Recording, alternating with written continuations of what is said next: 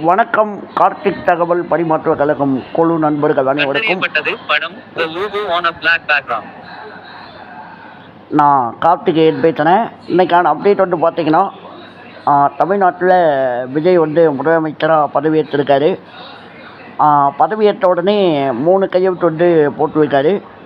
அதில் குறிப்பாக சொல்லணும்னா பெண்களுக்கான சிங்க பெண்களுக்கான ஒரு படை உருவாக்கம், பாதுகாப்பு சம்மந்தமாக.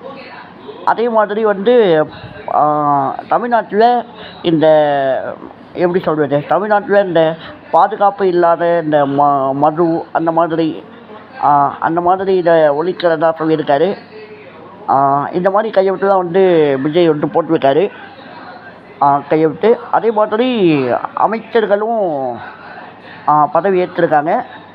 யார் யாருக்கு என்னென்ன துறை அப்படிங்கிறது,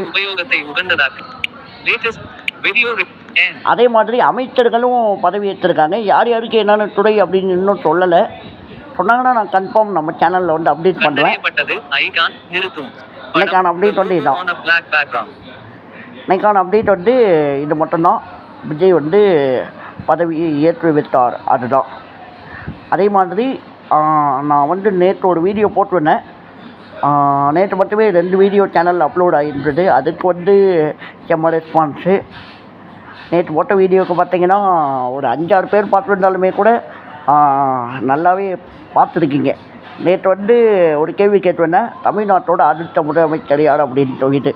ஏன்னா அப்போ வந்து போதுமான இடங்கள் வந்து இல்லை, எம்எல்ஏக்கள் வந்து கிடையாது. அதாவது போன வாரம் ஃபுல்லாகவே எப்படியோ ஒரு வழியாக 120 எம்எல்ஏவை பிடிச்சி ஆட்சி அமைச்சிட்டாங்க.